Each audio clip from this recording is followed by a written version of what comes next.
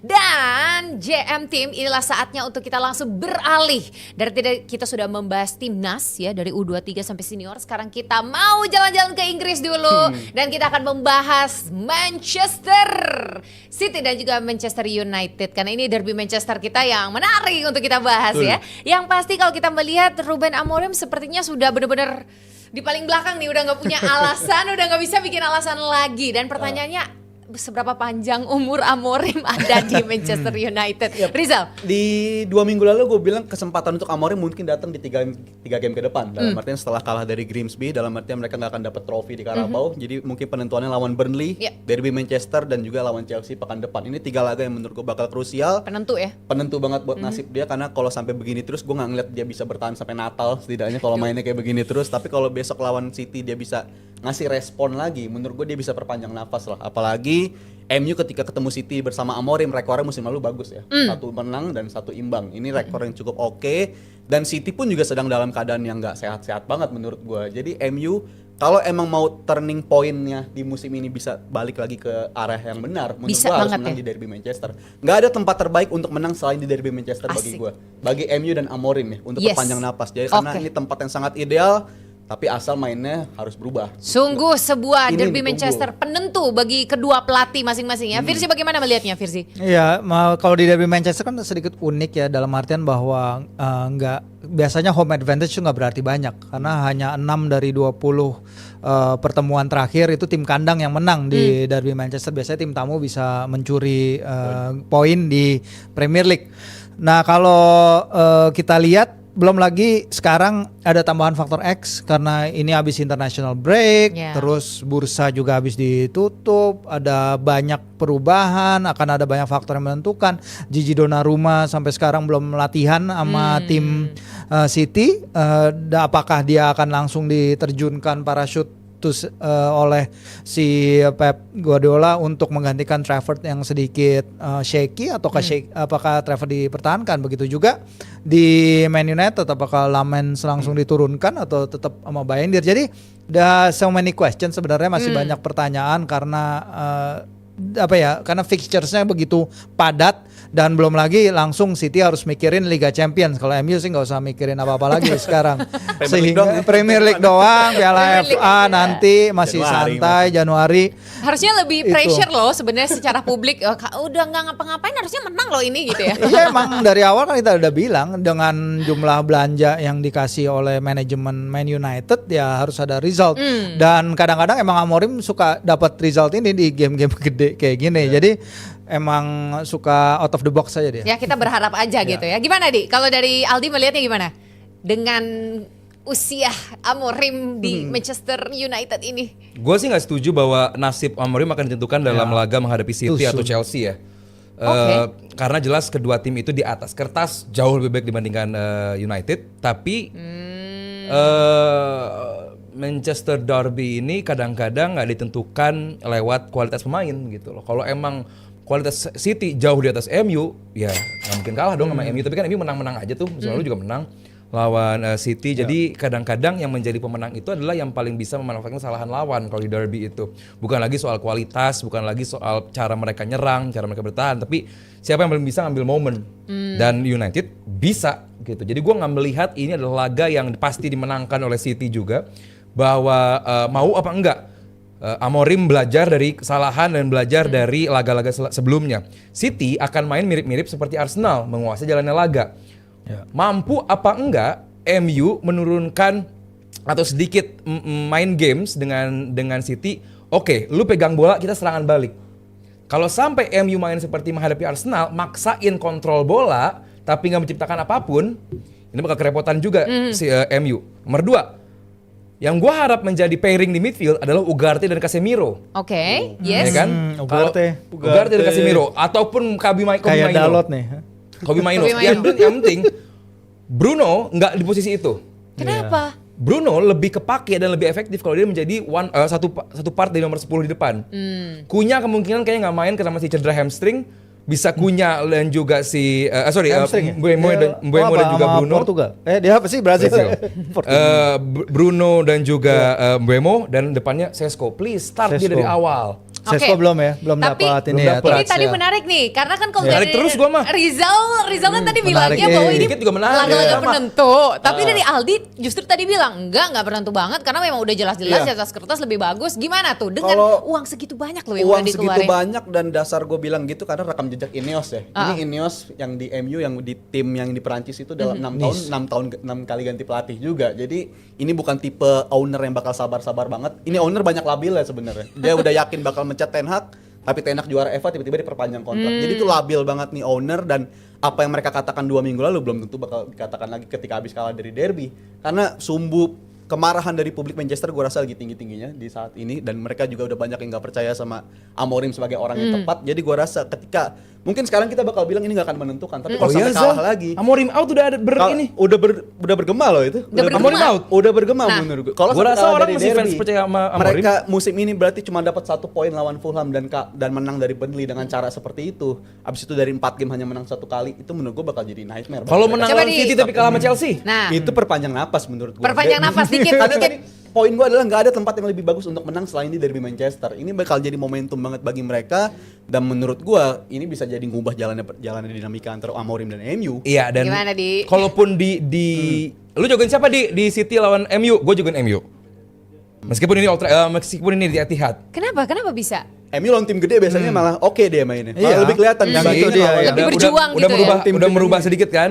Dan kedua Karena adalah gua mengharapkan mereka menang. Oh, gimana tuh Iya. Zal? Dianggap Kan gua lagi berubah bagian loh. Poin gua kan apa bagian tuh? gue lagi ngomong sekarang. Silakan. Ya kan? Nomor 2 adalah City kelihatan banget dengan Oscar Bob, dengan bek kanan dia siapa namanya Rico Lewis atau Matheus Nunes.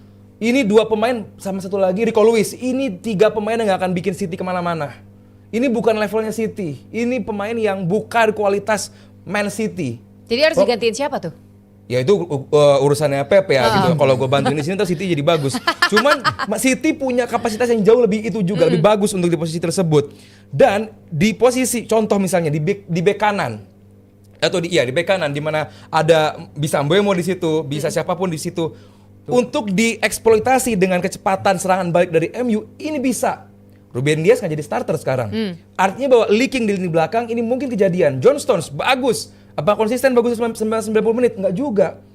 Kalau lini tengah MU bisa solid itu untuk menghadapi lini tengah City yang kita lihat sangat solid. Tapi ingat di peringkat berapa sekarang City? Di bawah MU loh. Ya, 2 kalah dari 3 pertama ya. Bahwa City pun sedang tidak baik-baik saja. Dan yang menjadikan laga ini sebagai turning point bukan cuma MU.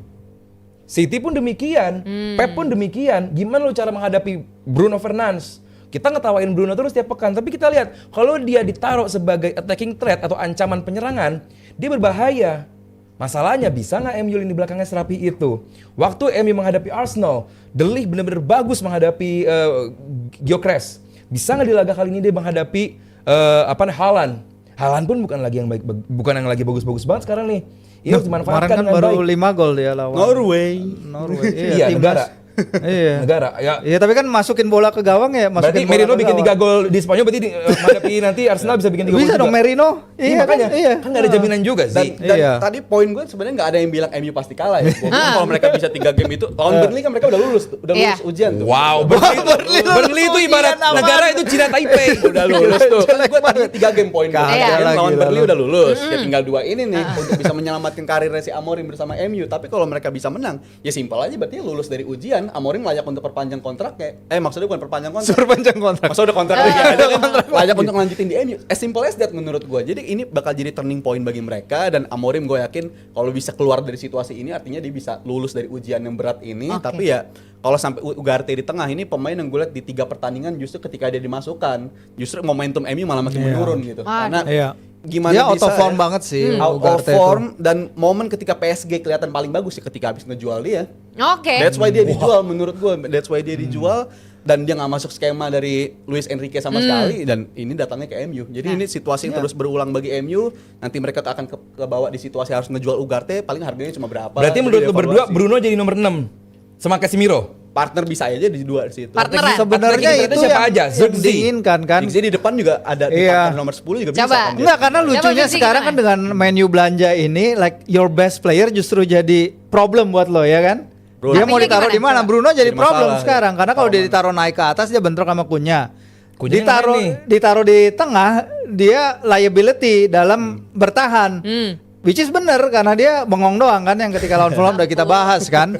Sehingga inilah hebatnya MU. Ya itu. Bahwa dalam pemain terhebat lu jadiin masalah di tim. Sebenarnya kalau dia dijual 100 juta waktu itu ke Arab Saudi ya, kelar udah menguntungkan beres gitu. iya. Iya. Oke. Beres. Dan sekarang ya kalau Kunya ternyata hamstring, dia bisa main lebih ke depan, tapi Terus ya tiga itu siapa aja? dia.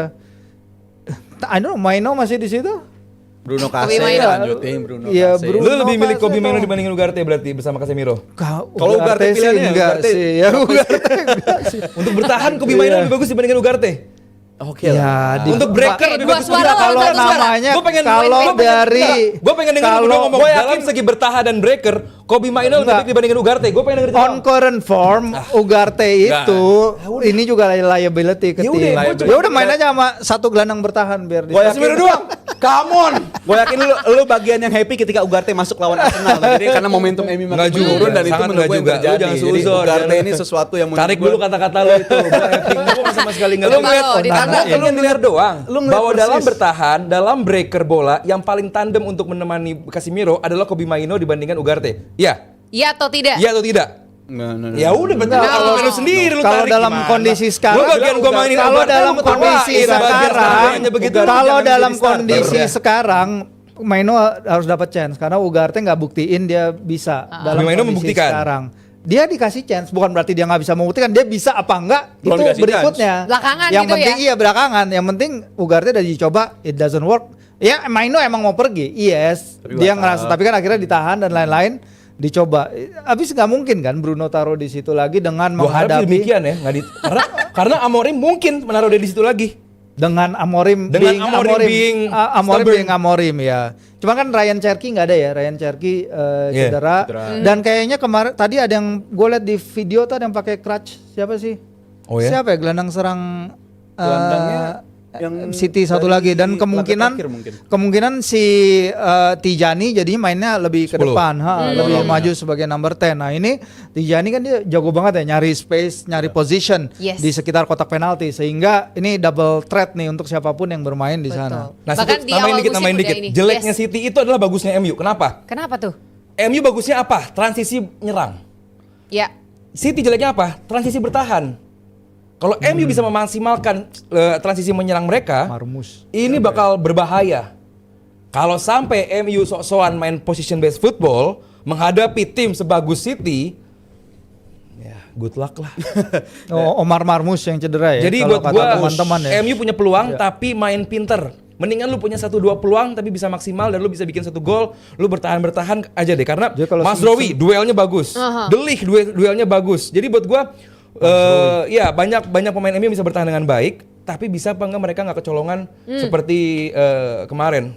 Jadi buat gua Gimana Zal? Kayaknya kamu ada resah nih. Coba. Kalau bertahan kamu dengan ngeliatnya baik, gimana? gue rasa MU belum ya. Bahkan semua corner bagi dia tuh rasanya kayak penalti menurut gue.